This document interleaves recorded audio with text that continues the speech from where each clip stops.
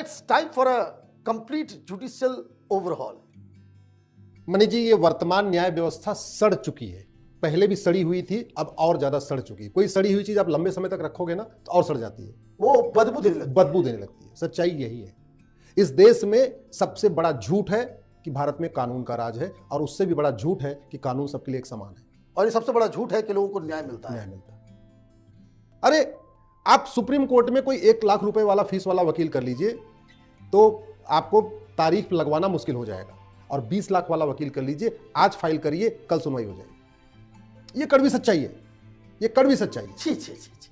आप छोटा वकील करके जाएंगे, आपके खिलाफ FIR हुआ है, सुप्रीम कोर्ट कहेगा हाई कोर्ट चले जाओ। आप 15-20 लाख वाला वकील कर लीजिए, वहीं सुनवाई शुरू हो जाएगी। और हमने देखा है छुट्टी के दिन तीस्ता सीतलवाड़ का केस सुना गया था। आप मुझे किसी किसान का केस बताइए छुट्टी के दिन सुना हो, किसी मजदूर का केस सुना हो, किसी टीचर का केस सुना हो, किसी डॉक्टर का केस सुना हो, किसी इंजीनियर का केस सुना हो, किसी और मिडिल क्लास का केस सुना हो छुट्टी के दिन तीस्ता सीतलवाड़ का हुआ। आप मुझे किसी व्यक्ति का बताइए जिसकी डे टू डे हियरिंग हो रही है जिस तरीके से, और रात में टेररिस्ट के लिए खुल जाती है। किसी और बताइए कि केजरीवाल जिस तरीके से हर हफ्ते केजरीवाल का मैटर सुना गया है, किसी और व्यक्ति का बताइए ना, किसी का और सुनवाई हुई है, किसी किसान की, मजदूर की, आम आदमी की, आम जनता की, डॉक्टर, इंजीनियर, वकील, किसी और की बताइए अगर हुई हो तो। मैं इसलिए कह रहा हूं इस न्यायिक व्यवस्था को खत्म करने की जरूरत है। इसको जड़ से खत्म करके एक नई न्यायिक व्यवस्था लाने की जरूरत है। मुझे समझ में नहीं आ रहा है हम अपनी पुरानी न्यायिक व्यवस्था को क्यों नहीं देख रहे हैं। और ये मुझे तो लग रहा है कि अभी तो अंग्रेजों वाला सिस्टम है। देश के ऊपर अपना आधिपत्य स्थापित करने के लिए इन लोगों ने इस तरह का सिस्टम बनाया, और यही कंटिन्यू चल रहा है। मनीष जी, 5 करोड़ केस चल रहे हैं district court, high court, supreme court में। एक केस चलता तो एक परिवार टेंशन में होता। अगर मेरे ऊपर केस होगा तो मैं टेंशन में नहीं रहूंगा, मेरी पत्नी टेंशन में होगी, मेरे 2 बच्चे टेंशन में रहेंगे, मेरे माता पिता भी टेंशन में रहेंगे। और 5 करोड़ केस है, 5 करोड़ केस है। एक केस में एक परिवार अगर एवरेज 6 आदमी का परिवार है तो 30 करोड़ भारतीय टेंशन में है, न्याय नहीं मिल रहा है उनको। और ये तो हो गया आपका district court, high court, supreme court. इसके पैरेलल में 5 करोड़ और चल रहे हैं। वो चल रहा है तहसीलदार के यहाँ, SDM के यहाँ, ADM के यहाँ, CO के यहाँ जिसको चकबंदी अधिकारी कहते हैं, SOC के यहाँ, DDC के यहाँ, चकबंदी कमिश्नर के यहाँ। 10 करोड़ केस चल रहे हैं। मैं तो हाथ जोड़ जोड़ के थक गया हूं माननीय सुप्रीम कोर्ट से। आप इस संविधान के संरक्षक हैं। संविधान के प्रियम्बल में लिखा हुआ है जस्टिस हमारा फंडामेंटल राइट है आम जनता का। मैं बार बार कह रहा हूं माननीय सुप्रीम कोर्ट से, एक बार आप स्पेशल बेंच बनाइए कि भारत में लोगों को 1 साल के अंदर न्याय कैसे मिलेगा। सबकी ओपिनियन ले लीजिए, सिटिंग जजों, मैं नहीं कह रहा हूं जो मैं कह रहा हूं वो कर दीजिए, मैं तो कह रहा हूं सिटिंग जज की ओपिनियन ले लीजिए, लेकिन टारगेट तो फिक्स करिए कि जस्टिस विद इन ईयर हमें 1 साल के अंदर न्याय देना है। आखिर संविधान निर्माताओं ने प्रियम्बल में टारगेट सेट कर दिया, उसके लिए जरूर समय समय पर संविधान बदलता रहता है। वैसे ही मैं माननीय सुप्रीम कोर्ट से कहता हूं कि 1 साल में न्याय कैसे होगा। जस्टिस विद इन ईयर इस नाम से एक सुओ मोटो आप पिटीशन आप रजिस्टर कर लीजिए।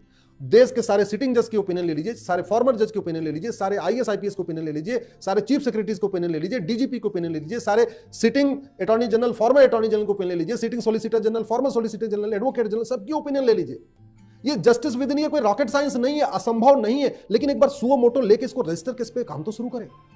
इस देश में जो लोग परेशान है, झूठे मुकदमे से परेशान है, झूठी शिकायत से परेशान है, झूठी गवाही से परेशान है, झूठे हलफनामे से परेशान है, झूठी जांच से परेशान है। एक है ना बिहार में मनीष कश्यप, 9 महीने जेल में बरी। अब ये बताओ, मनीष कश्यप तो 9 महीने के बाद बरी हो गए। जिस आदमी ने झूठी शिकायत लिखा था उसको कुछ हुआ? कुछ नहीं हुआ। जिसने झूठा मुकदमा दर्ज किया उसको कुछ हुआ क्या?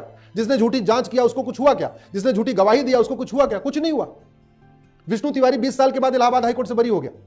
जिसने झूठी शिकायत किया, जिसने झूठी गवाही दिया, जिसने झूठी जांच किया, उसको कुछ हुआ क्या? नहीं हुआ। लोग सुसाइड कर रहे हैं। बहुत सारे लोग इस सड़ी हुई न्यायिक व्यवस्था के कारण सुसाइड कर रहे हैं। इसके बावजूद मुझे समझ में नहीं आ रहा मैं क्या करूं। मैं तो यही लोगों से निवेदन कर रहा हूं, सब लोग बोलिए, इस पे लिखिए।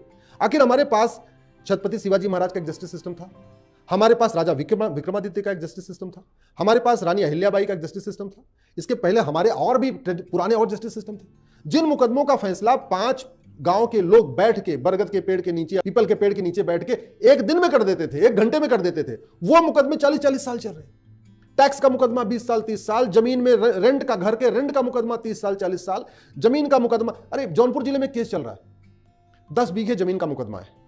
एक आदमी कह रहा है ये मेरी वाली वसीयत सही है, दूसरा कह रहा है मेरी वाली वसीयत सही है। एक नकली है और एक असली है। अगर हमारे पास एक ऐसी व्यवस्था होगी कि जो झूठी वसीयत लिखाएगा उसको 10 साल की सजा होगी, हमारे पास ये व्यवस्था होती कि जो झूठी वसीयत बनवाएगा पैसा लेके उसको भी सजा होगी, जो झूठा आधार बनाएगा, नकली आधार बनाएगा, नकली राशन कार्ड बनाएगा, नकली डॉक्यूमेंट बनाएगा, उसको सजा होगी। तो नकली वसीयत बनती नहीं तो 40 साल से मुकदमा क्यों चलता?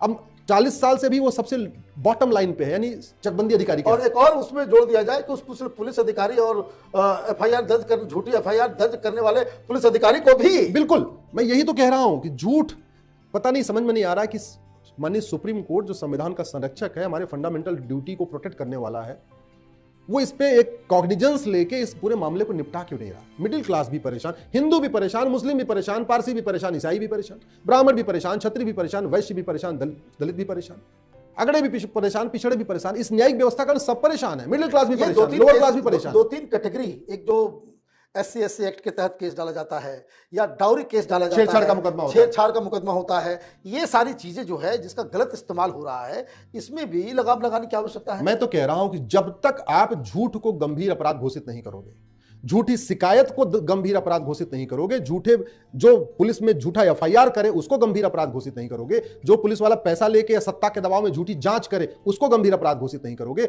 जो आदमी झूठी गवाही दे रहा है किसी पैसे के लालच में या किसी दबाव में, वो गंभीर, बस आप केवल झूठ को गंभीर अपराध घोषित करिए, झूठी शिकायतों को, सारा का सारा व्यवस्था अपने आप ठीक हो जाएगी। और मैं गारंटी के साथ कहता हूं, भारत में justice with in year possible है।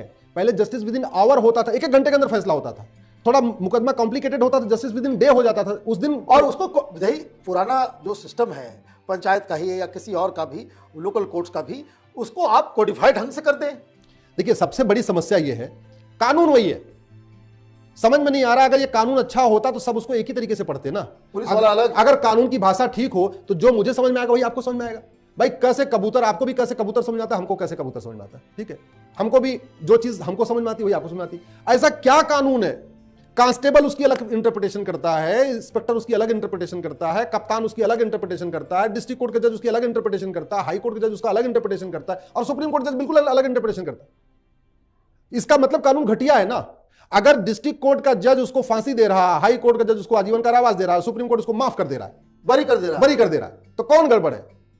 गड़बड़ कहां हो रही है? या तो जज गड़बड़ है, जज इनकम्पेटेंट है, उनको कानून पढ़ना नहीं आता, और या तो कानून घटिया है। कानून की ऐसी भाषा है कि उसको मतलब लोग कहीं भी घुमाते रहते हैं। भारत में बड़े बड़े जो वकील बने हैं, ये अमेरिका में इतने दिग्गज वकील क्यों नहीं बनते? क्योंकि कानून बड़ा क्रिस्टल क्लियर है। नौसिखिया वकील भी उसको वही इंटरप्रिटेशन करेगा जो बड़े बड़े वकील करेंगे, इसलिए वहां कोई दिग्गज वकील नहीं होता। जैसे यहाँ पे 50,000 वाला भी वकील है, 5,000 वाला वकील भी, और 5 करोड़ लेने वाला भी वकील है, ऐसे अमेरिका में नहीं है, क्योंकि कानून बड़ा क्रिस्टल क्लियर है। बहुत सारे लोग वहां वकील ही नहीं करते, खुद ही बहस कर लेते हैं, क्योंकि एकदम साफ साफ लिखा हुआ है कानून में क्या लिखा हुआ है, उसका एग्जाम्पल देकर लिखा हुआ है, प्रोविजन देकर लिखा हुआ है, सबको समझ में आता है कानून में क्या लिखा है। हमारे यहाँ बड़ा वकील किस लिए करते? क्योंकि वो इस कानून में कुछ झोल ऐसा मारेगा, ऐसा झोल मारेगा कि पूरा गुगली घुमा देगा। ऐसा कानून चाहिए क्या? और बड़ा वकील करने का फायदा ये भी हो कि जज साहब भी प्रेशर में आ जाएंगे। मैं इसलिए कह रहा हूं, हमें अगर हम केवल 3-4 काम कर लें, झूठ को गंभीर अपराध घोषित कर दें, हर जिले में एक narco polygraph brain mapping lab बना दें, और ये सुप्रीम कोर्ट कर सकता है। आर्टिकल 142 में सुप्रीम कोर्ट के पास पावर है, सीधे सरकार को कह दे। मैं बार बार माननीय सुप्रीम कोर्ट को क्यों कहता हूं? क्योंकि अल्टीमेटली संविधान का अंतिम इंटरप्रिटेशन सुप्रीम कोर्ट करता है। कानून एक्सपर्ट हमारे जजेस होते हैं। सांसदों की तरह नहीं पता कि कैसे 1 साल में न्याय होगा, लेकिन सुप्रीम कोर्ट को पता कि 1 साल में न्याय कैसे हो सकता है। मैं कह रहा हूं संभव है। आप केवल एक पूरा प्रपोजल बना के सरकार को दीजिए। आप आर्टिकल 142 का उपयोग करिए, जो 10-20 हजार करोड़ रुपए लगेगा, 25 हजार करोड़ रुपए लगेगा, सरकार को बोली भैया काम करो, इतना पैसा खर्च करो, ये व्यवस्था करनी है, ऐसे कोर्ट सेटअप करनी है, ये टेक्नोलॉजी यूज करनी है, यहाँ AI यूज करना है, यहाँ नार्को पॉलीग्राफ ब्रेन मैपिंग। अरे टेक्नोलॉजी भी तो आ गई ना, राइट। झूठ पकड़ने के लिए आपको ये करना है, झूठी गवाही के खिलाफ ये करना है, ये करना है, ये करना है। और मान लो आपको लगता है कि कानून भी बदलाव करना है, सरकार को बताइए कानून बदलाइए। जब मैं ऐसी PL करता हूं तो कई बार मुझे कहते हैं कि सेपरेशन ऑफ पावर, मुझे तो सुप्रीम कोर्ट में सेपरेशन नजर नहीं आता।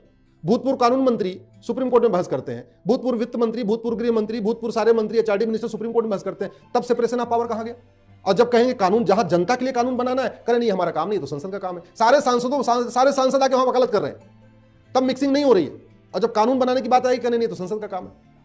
मैं तो कई बार, आज फिर से एक बार हाथ जोड़ के माननीय सुप्रीम कोर्ट से निवेदन कर रहा हूं, प्लीज आप जनता के हित में जस्टिस विद इन ईयर के लिए एक सुओ मोटो रिट दाखिल कर लीजिए, रजिस्टर कर लीजिए, लोगों से ओपिनियन लीजिए। इतनी ओपिनियन आ जाएगी, संभव है केवल 1 नेशन 1 पिनल कोड हो जाए, 1 नेशन 1 एविडेंस कोड हो जाए, 1 नेशन जुडिशियल कोड हो जाए, जजों की अकाउंटेबिलिटी तय हो जाए और जस्टिस विद इन ईयर हो जाए, जांच करने वाले अधिकारियों की अकाउंटेबिलिटी तय हो जाए। अगर कोई किसी आदमी की चार्जशीट बार बार गड़बड़ हो रही है तो इसका मतलब वो जांच करता है कुछ गड़बड़ कर रहा है ना, ले दे के कर रहा है। अगर कोई जज बार बार फैसला गलत दे रहा है तो क्यों? या तो नासमझ है, इनकम्पिटेंट है, इनकम्पिटेंस को बाहर करो, और या तो पैसे लेके कर रहा है तो भी बाहर करो। सही बात है। आज तक मैंने कभी सुना नहीं कि किसी जज को इसलिए बाहर कर दिया गया हो कि वो इनकम्पिटेंट है, और सब अगर कॉम्पिटेंट है तो फिर फैसले में इतना मिसमैचिंग क्यों हो रही है नीचे से लेके ऊपर तक? फिर तो सबका फैसला एक होना चाहिए। तो देखिए, प्रधानमंत्री मोदी तो कह रहे हैं कि अभी तक ट्रेलर था, आगे बहुत फिल्म बाकी है, तो शायद बहुत सारे सिस्टम में तो उन्होंने बदलाव किया है। Police reform, judicial reform, administrative reform, this should be on his agenda. इस गुलामी की पुलिस व्यवस्था, गुलामी की न्यायिक व्यवस्था, गुलामी की प्रशासनिक व्यवस्था को बदले बिना, खत्म करके नया कानून बनाए बिना भारत के लोगों को न्याय नहीं मिल सकता, और फिर ये जो डिस्क्रिमिनेशन है ना, वो खत्म ही हो। वो खत्म नहीं। आपका बहुत बहुत